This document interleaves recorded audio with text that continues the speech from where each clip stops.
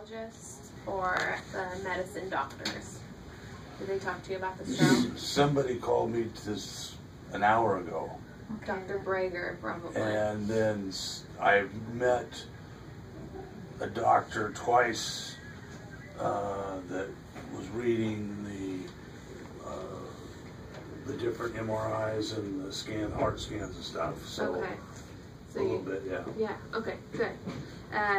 So you know she had that stroke in the occipital lobe, Right. and that's what's causing that like vision problem.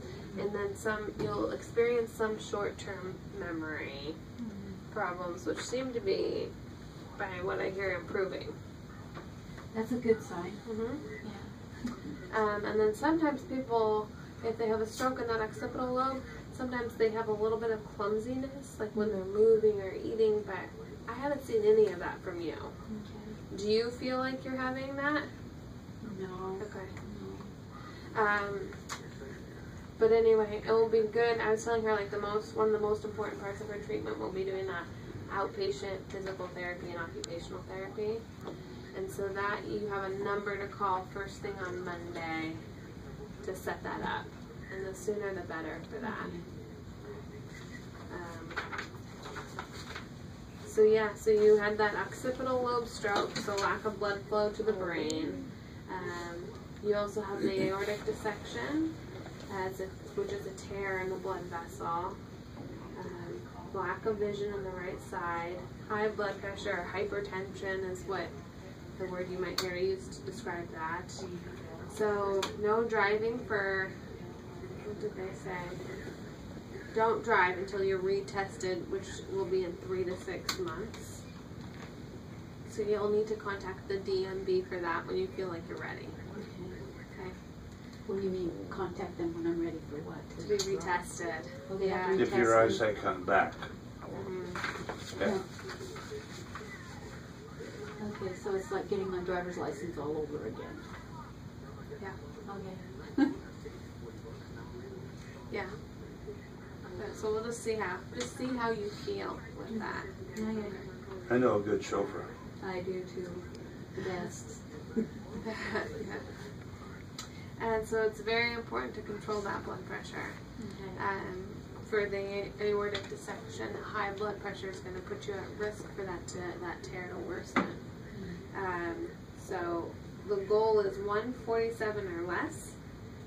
So they want you to check at least weekly and write it down. And then when you go up to your follow-up appointments, to bring those numbers into the doctor. So if it's running too high or too low, they can make medication adjustments. Okay. So I already said on Monday, call Family Care, and so call Family Care CCO to get the name of a regular doctor in your area, and you should try to schedule a follow-up with a primary care doctor in 1 to 2 weeks. Okay. And you can bring this with you, and they can also request information from the hospital, so they could have that already reviewed before you go there, which I think is a good idea. Question. Yeah. 127 or below. Or 140. Pardon? 140 over 70 or less. Okay, I heard it wrong. Okay, never I might mind. have said it wrong. Sorry. No, 140 over 70 or less. Okay. Yeah. And so come back to the hospital or call 911 if you feel more confused. If you notice she's having any more confusion or any like for her, especially like increased clumsiness, any kind of like your left arm's not moving or something like that. If you develop any chest pain, abdominal pain, or any increased weakness in your arms or legs. If you have a funny feeling or anything, just trust your intuition and get to the hospital.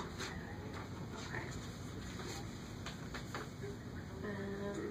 This information is kind of a general page that we have your medical diagnosis list, but we just went over all that. So you're calling for the primary care doctor.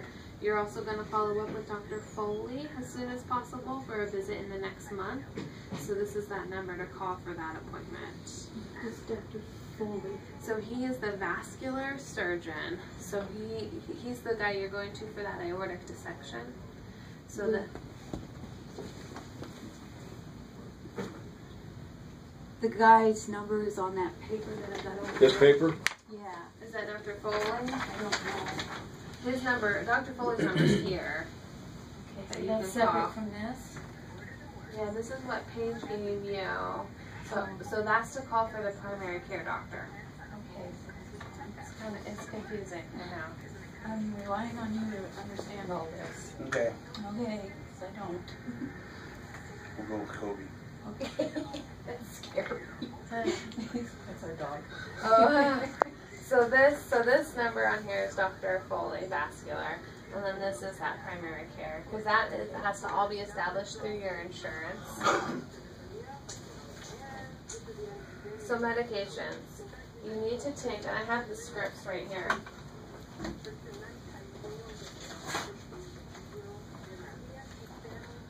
You need to take an aspirin, a full dose aspirin,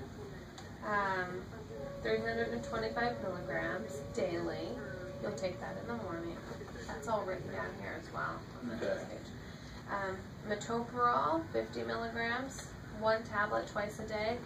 So that would be like in the morning and at bedtime. And this is to control your blood pressure. Okay. And then the simvastatin, the statin, that's the one for cholesterol. That's what you said you were on before. Yeah. Okay. And then you always take that one at bedtime because that's when it's absorbed the best. Okay. And stop, no ibuprofen. Oh. Interesting. Yeah. Just with ibuprofen, there's a risk for bleeding. It's also very difficult on like the lining of your stomach as well. So with your with the dissection and in addition to the aspirin, we don't want to increase your risk of bleeding too much and to make that stroke worse. So what do I take for Aspirin. Just aspirin? Tylenol. Tylenol? Yeah. You can take Tylenol? Yeah. Okay, yeah, take Tylenol for that. And then just for the aspirin, don't take any extra aspirin other than that 325 milligrams. I'm supposed to take one of those a day? One daily. More. Okay. This is a lot to remember. I know, I'll make a chart. Okay. Yeah, and we have a little graph here, so you can like put this on your fridge. So it just tells you like when you're supposed to take your meds to help you remember. And you can get one of those like pill organizers as well and put them in. Sometimes that's helpful. got one. You got one? Okay, perfect. And so before you leave, I'm going to touch base with Paige, the social worker.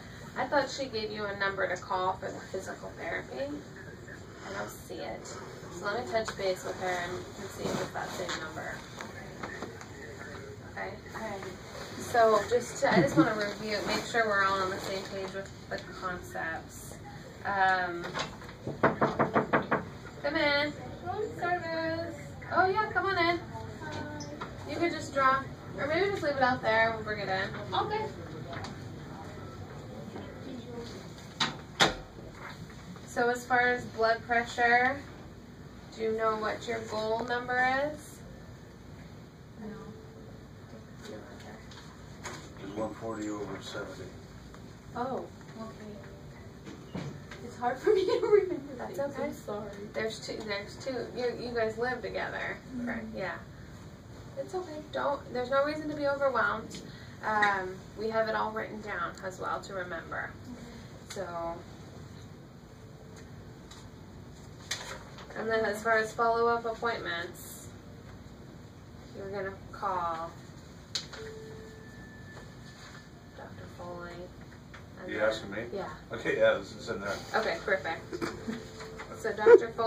Foley, the vascular guy, and then the setting up a primary care. I'm relying on you to help me get this stuff remembered. I asked him to have it in writing so I can just do a checklist. It's easy to refer back to, and you can always call us here at the hospital because we have reference to all of this. Okay. Yeah, and then these are the hard copy scripts, so wherever you normally, whatever pharmacy you normally fill out, just give them these. Yeah.